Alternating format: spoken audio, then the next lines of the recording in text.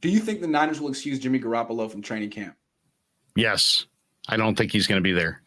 So, yeah, okay. So what they did was they excused him from minicamp. And they said, look, of course he could be here, but he's rehabbing. And why interrupt that? So we're just going to leave him be. You think they're going to say something like, if he were healthy, but he's not. He's cleared, but he not fully cleared. We're just going to leave him alone. He doesn't need to be here for this. Yeah, he will not be there. He will not be there, and they will not be concerned. But it is interesting. The one thing you could not find at minicamp, rookie minicamp, or the veteran minicamp is anybody who claims that they spent any time with Jimmy. It's like he might as well be on a safari somewhere. Hey, Brian Greasy, have you talked to Jimmy? No. Nate Sudfeld, have you talked to Jimmy? No. Hey, Trey, have you talked? No. Brock, no. Kittle. So how do you bring him back into the locker room? How do you bring him back into the locker room? Hey, everyone say, hey, there he is. There's our guy. Can't happen. No, can't happen. It's all about clerical stuff at this point, right? It's a very delicate dance, and I'm sort of enjoying them. It's like they're breakdancing. You know what I mean? It's like, wow, you just did like a whole spin on your head just to make this work. How did you do that? It's very impressive.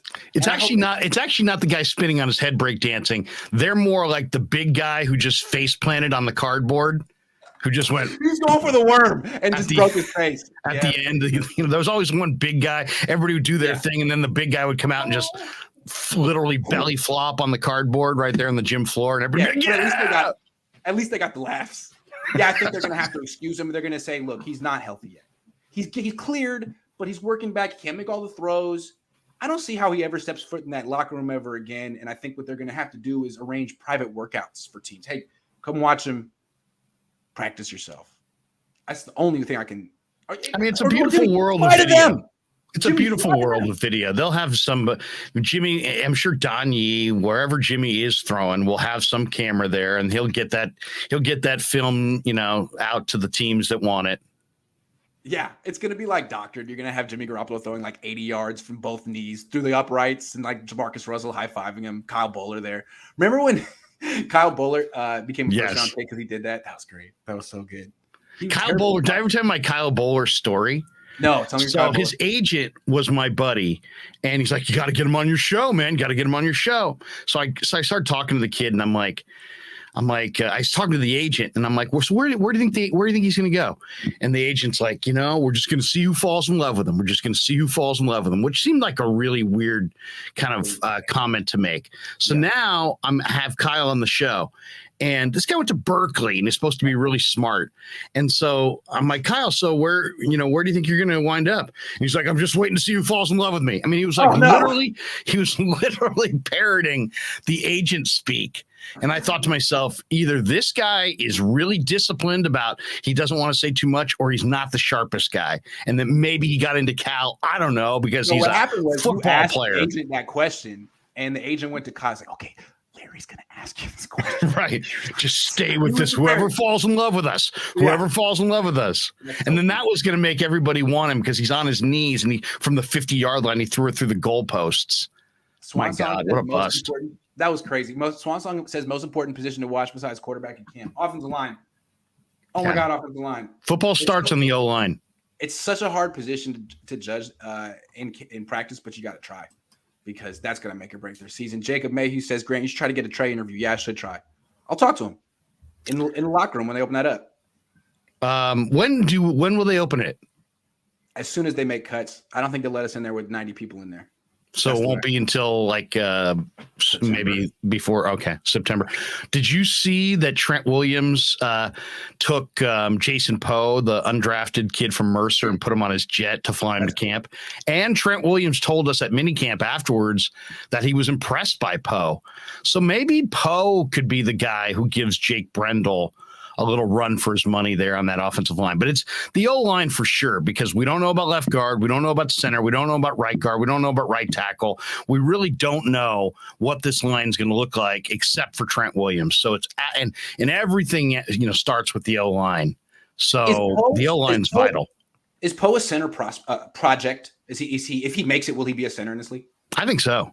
Okay. I think he's a center. He's a leverage guy. He's strong. And if you're going to be, sub 6'2", you probably got to play center. And he played defensive line in college. I don't know his total background, but I mean, you can see the movement ability is great. The strength is great. There's a lot to like about Poe. There really is. I mean, I know he's Mercer and undrafted free. I mean, believe me, I get all that, but I would not be shocked if Jason Poe beat out Jake Brendel and Donovan West and was the starting center. If that happened, I would not be sitting there going, "Whoa, wow, didn't see that coming." No, I could see that coming.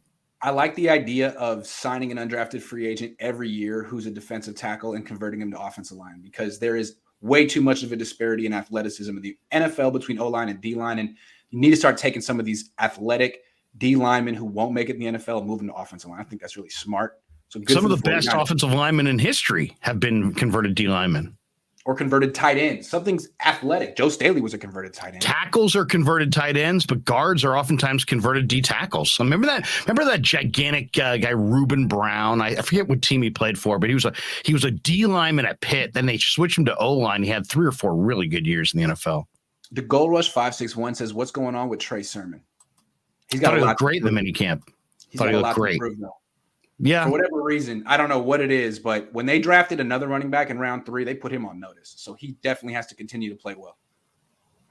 They're stacked at running back. I mean, they are stacked. I think they've got literally every guy that I saw there outside of Hasty could probably be a starter in the NFL.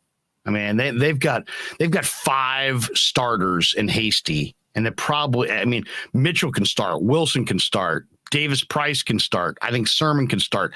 I even think the undrafted guy at G-Tech's got starter traits. Hasty's more of a smaller back. Hasty's probably going to make the team, though. He's their 3rd down back. I mean, he's good at that. And he's tough. I mean, he's little, but he's tough. So I'm just saying they have an abundance of riches at running back. Swanson says rank position importance on Niners secondary. Position importance? Just in general, or what they mean? I would say that nickel spot is hugely important, and then the free safety spot. I mean, to me, those are the 2 spots: the nickel with the 2-way break, and the free safety in a cover 3, where you got to have a single high and you got a ton of grass to cover. And those guys, I think, are going to be Jimmy Ward starting at free safety, and I think Samuel Womack is going to be the starter at nickel.